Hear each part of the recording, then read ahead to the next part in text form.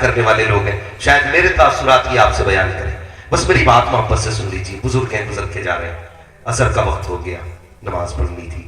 اس وقت ایسا نہیں تھا کہ ہر جگہ پمپ یا پانی یا ٹنکی ہو، میری ماں بہنیں بھی سنے اور نوجوان بھی سارے سنے۔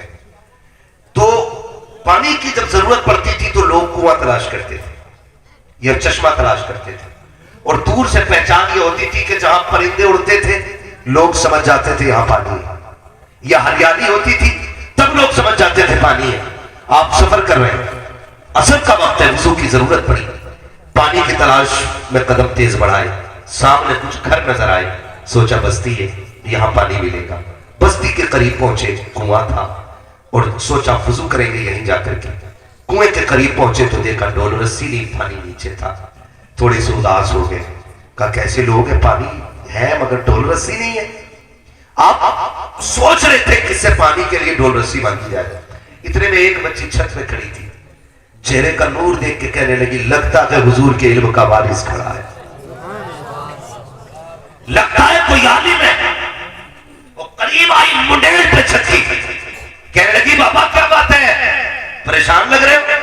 ہاں بیٹی وضو کرنا تھا، پانی کی ضرورت تھی، ڈول رسی نہیں ہے۔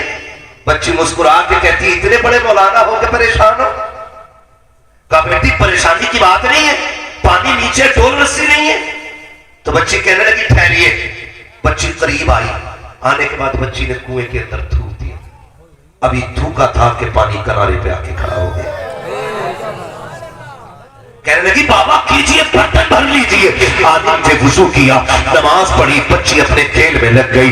آپ فارغ ہو کے کہنے لگے بیٹی ذرا قریب تو آ، کیا بات ہے بابا؟ کہا بیٹی ابھی تیری عمر بھی اتنی نہیں ہے، تجھ پہ نماز بھی فرض رہی ہے، تجھ پہ حج بھی فرض رہی ہے، تجھ پہ زکوٰۃ بھی فرض رہی ہے، تجھ پہ روزے بھی فرض رہے ہوئے ہیں، بتا تو سکی کون سی عبادت کرتی ہے جو رب کی اتنی قریب ہو چکی ہے کہ تو نے تو تھوک دیا، پانی کنارے پہ آ گیا، ہم برسوں سے عبادت کر رہے ہیں، ابھی پانی کے لیے ڈول رسی کے محتاج ہے۔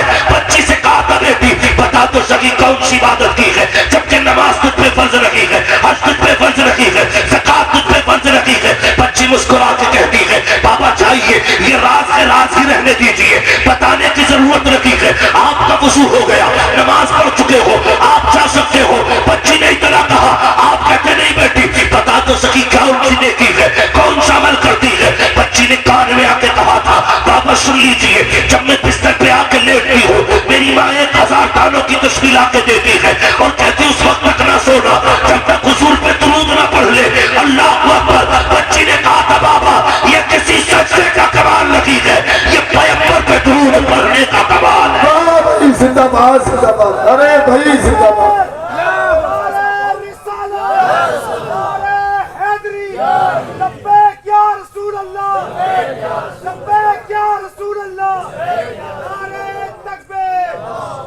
قریب ہو جاؤ حضور کے، عادت بنا لو درود کی۔ جب ہم اپنے بچوں کو درود کے سانچے میں ڈالیں گے نا تو پھر کسی گھر کی بہو خراب نہیں ہوگی،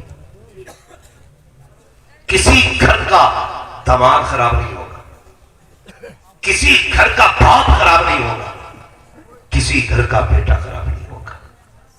بچوں کو حضور کے عشق کے سانچے میں ڈالیے، نبھا کے چلیے، پیار کر کے چلیے۔ حضور نے ایک معاشرہ دیا تھا، خوبصورت زندگی کا ایک اصول بخشا تھا۔ آج خود دل پہ ہاتھ رکھ کے مجھے بتائیے کتنی سچائی رہ گئی ہے ہمارے سینے کے اندر۔ خود سوچئے، میں ہاتھ نہیں اٹھواؤں گا، میں جانتا ہوں کئی بار بندے جھوٹے ہاتھ اٹھا دیتے ہیں، نہیں، صرف اپنے دل میں سوچئے گا۔ حضور نے فرمایا تھا من لم یرحم صغیرنا ولم یوقر کبیرنا فلیس منا، جو ہمارے چھوٹوں پہ شفقت نہ کرے اور جو چھوٹا ہمارے بڑوں کا ادب نہ کرے وہ ہمارا نہیں ہے۔ آج کتنے لوگ ایسے ہیں، کیا چھوٹے کتنے ایسے ہیں جو بڑوں کا ادب کرتے ہیں اور کتنے بڑے ایسے ہیں جو چھوٹوں پہ شفقت کرتے ہیں۔ آج اگر کسی چھوٹے کے جیب پہ پین لگ گیا نا، پین ذرا سے سائن کرنے آ گئے، بھلے آنگن باڑی میں لگا ہوا، اگر بندہ سفید داڑھی والا آ کے کھڑا ہو جائے سرہانا چھوڑتا تھوڑا ہی ہے۔ یہ سوچ رہے اب تو عمر میں بھی میں ہی بڑا ہوں اور شانوں میں بھی میں ہی بڑا ہوں۔ ہمارا دین یہ نہیں سکھاتا، ہمارا دین یہ سکھاتا ہے تیرے پاس ڈگری کتنی بھی بڑی ہو، سفید بالوں والا آ جائے تو اس کے لیے عزت سے کھڑے ہو جایا کر۔ ہوتے ہو کھڑے؟ کون ہوتا کھڑا؟ کوئی کھڑا ہونے تیار نہیں، کوئی بڑا بوڑھا آ جائے اسے جگہ دینے تیار نہیں۔ ایک بڑا بوڑھا کھڑا رہتا ہے اور 18 سال کا مریم جوان بیٹھا رہتا ہے، شرم نہیں آتی؟ میرے نبی نے فرمایا تھا جس نے سفید بالوں والے کی عزت کی گویا اس نے مدینے والے محمد کی عزت کرنی ہے۔ کرتے ہوئے احترام، ہمیں تو اپنی قلم اور اپنی ڈگری کا اتنا بڑا گھمنڈ ہے کہ ہم اپنے باپ کو بھی خاطر میں نہیں لاتے۔ بدلو اپنے آپ کو، دلوں میں پیار بانٹو، اور چھوٹوں سے یہ بات کہہ رہا ہوں، بڑوں کے لیے جگہ دے دیا کرو، اور بڑوں سے بھی گزارش یہ ہے چھوٹوں سے غلطی ہو جائے کرے نظر انداز کر دیا کرو، ہر غلطی پہ کان نہ پکڑا کرو، ہر غلطی پہ تماچے نہ لگایا کرو، ہر غلطی پہ چھوٹوں کو ذلیل نہ کیا کرو۔ اگر غلطی ہو جائے نظر انداز کر دیا کرو، چھوٹا سمجھ کر کے، حضور کا امتی سمجھ کر کے، قیامت میں رب تجھے مصطفیٰ کے چہرے کے صدقے میں معاف فرما دے۔ اس لیے کوشش یہ کرے اپنی زندگی حضور کے عشق کے سانچے میں ڈالنی ہے، عشق کے سانچے میں ڈالنی ہے۔ لیکن آج ساری جھگڑے پوچھ کے، کسی کی مونچھ کا جھگڑا، کسی کی پونچھ کا جھگڑا، ختم کرنے کوئی تیار نہیں۔ یہاں اتنے سارے جلسے میں آ کے بیٹھ گئے، ہمارے اندر کی کمیاں جانتے ہو؟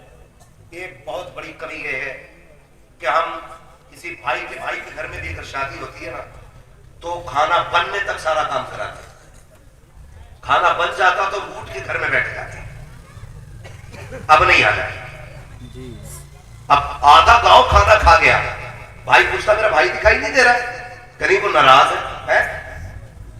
ابھی تک تو یہی تھا، وہ ہاں ابھی تھا لیکن وہ اب جا کے بیٹھ گیا۔ اب وہ اس وقت تک نہیں آنا جب تک سب سے ناک نہیں رگڑوا لے۔ کیا ہے یہ؟ 36 لوگ تیرے دروازے پہ جائے تب تو آتا ہے، اور پھر اس میں شان سمجھتا ہے؟ مزہ تو تب تھا، غلطی اس کی تھی نا، کہہ دیتا یار غلطی تیری تھی، جا میں نے تجھے حضور کا امتی سمجھ کے معاف کر دیا، اتنا کہتے تھے۔ لیکن نہیں، ہماری مونچھ پہ گھی کا چراغ ہی جب چلے گا جب ہم اس کی خوشی میں بھنگ کریں گے۔ اتنے ظالم ہو گئے ہم لوگ، ایسے کٹر دل ہو گئے ہمارے، سرکار سگی بہنیں روتی رہتی ہے، سگے بھائی چوکھٹ پہ نہیں چلتے۔ غلطی کتنی ہے؟ غلطی صرف اتنی ہے کہ اس نے بیٹی کی شادی کرتے وقت ہم سے نہیں پوچھا تھا۔ اتنی سی غلطی پر ہم اپنوں سے رشتے توڑ لیتے۔ تجھے پتا ہے اپنے کسے کہتے؟ جانتا ہے اپنے کیا ہوتے؟ پوچھ کبھی کربلا والوں سے اپنے کسے کہتے؟ تجھے پتا چلے گا اپنوں کا درد کیا ہوتا ہے۔ خدا کی قسم جنہوں نے مدینہ چھوڑا تھا ان سے پوچھو کہ وہ کتنا روئے تھے۔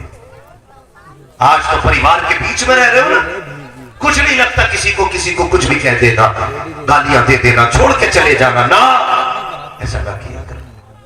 تم نہیں جانتے خوشی پیسے سے نہیں ملتی، خوشی ایئر کنڈیشن روم میں نہیں ملتی، خوشی 4 ٹانگیں دبانے والے ہو، 8 ہاتھ چومنے والے ہو تب نہیں ملتی ہے۔ خوشی تب ملتی ہے جب تمہاری وجہ سے کسی کے دل کو راحت پہنچا کرتی ہے، جب تمہاری وجہ سے کسی کے دل کو راحت پہنچے گی تب سکون ملے گا۔ آج جھگڑا کیا ہوتا ہے؟ اگر سمدھی کا جھگڑا ہے تو باپ بیٹی کی چوکھٹ پہ نہیں جا رہا ہے کہ نہیں؟ ایسا بولو ایسا ہی ہے کہ نہیں؟